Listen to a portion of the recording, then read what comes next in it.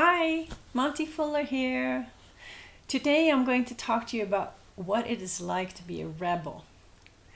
I have been a rebel for as long as I can remember. In my teenage years, I became so difficult to deal with that my dad sent me to a psychologist hoping he could straighten me out. The psychologist was a really cool guy. In my first session, he pulled out this big white poster board with little squares drawn on it in black magic marker.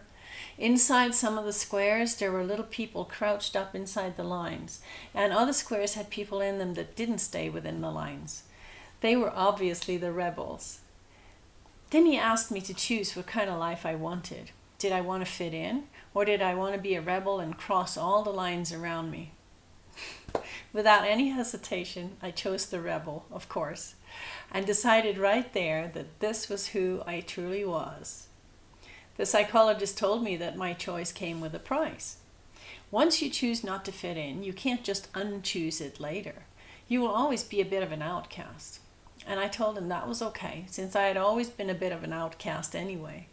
So I paid my price, but later I changed the word outcast to bohemian, idealist, and visionary instead. Those words feel so much better than outcast.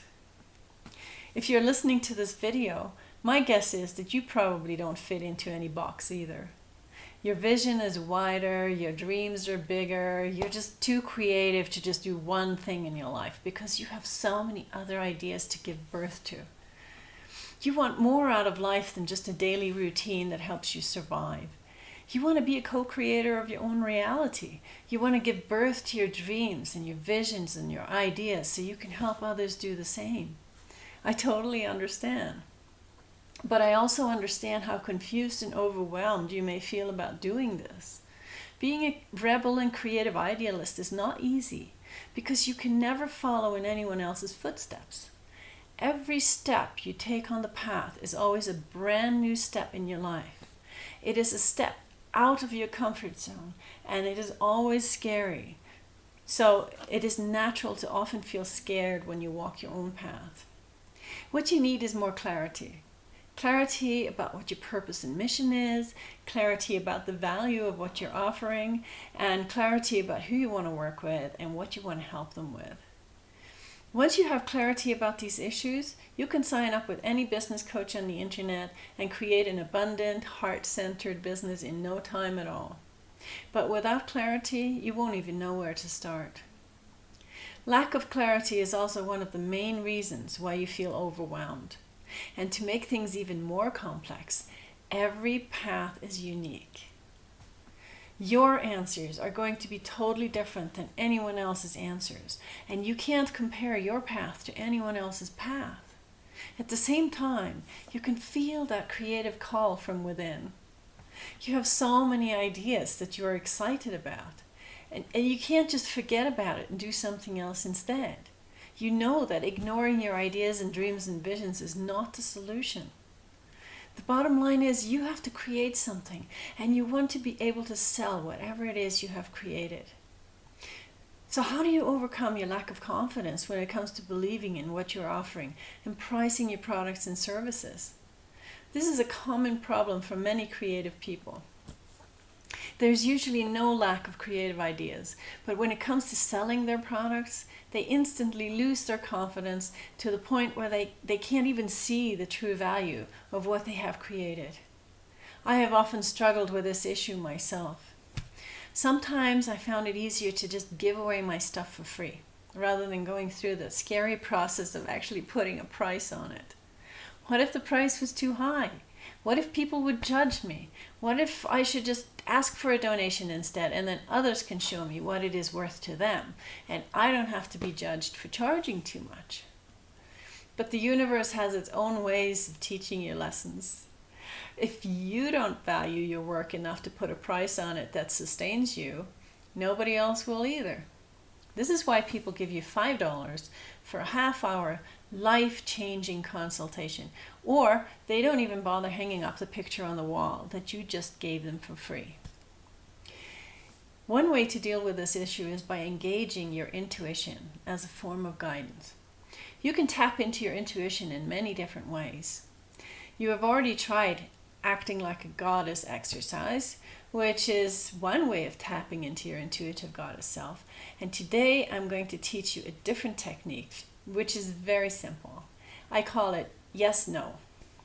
This is a technique where you tune into your feelings about something. Your feelings are often how your inner guidance communicates with you in its simplest form. It is very, very simple. When you feel good about something, it is right. And when you don't feel good about something, it is not right. So here's your exercise for today.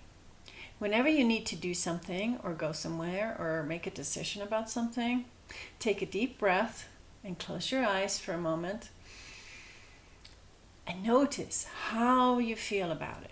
Does it fill you with dread and hesitation or joy and excitement? If it fills you with dread, don't do it. If it fills you with joy, go for it. Honoring your inner guidance by how you feel is so simple. Anyone can do it. So the next time you sell a product you have created, look inside and see how you feel about it. Are you happy and fulfilled? Or do you feel a bit ripped off? If you're happy, you charged enough. And if you don't feel happy about your sale because you put so much work into it, then you obviously didn't charge enough. My uncle is a painter, and after painting so much that he had no more space in his house for all his artwork, he agreed with his wife that he was going to have an art exhibition and see if he could sell some of his paintings so they could have more space in the house.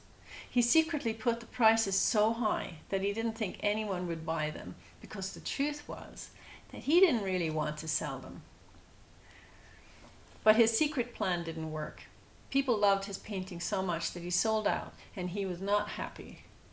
I'm sure he got over it over time, but if he had been really true to himself and asked himself how he felt about the art exhibition, he would have probably canceled the whole thing and just kept his paintings instead.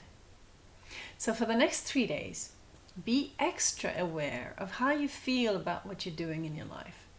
Are you doing things out of duty or out of joy?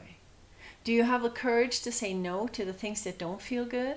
Because if you are committed to honoring your intuition and inner guidance that is reflected through your feelings, that is what you have to start doing. I'm sure many of you will be challenged by this exercise because we are all so conditioned to disregard our own feelings and do what others expect us to do instead. But don't give up. Every time you compromise your truth or go against your own feelings, you pay a very high price, sometimes in terms of health, since suppressed emotions often manifest as sickness at some point in your life. So make a commitment to yourself right now to truly honor how you feel about things and watch what happens. This exercise can make you really aware of how much you compromise your truth on a daily basis. So try it for 3 days and see what happens. In the next video, I'll teach you how you can use your aura as a tool for tapping into your inner wisdom. Until then, enjoy getting to know how you feel about things, and I'll talk to you soon. Bye!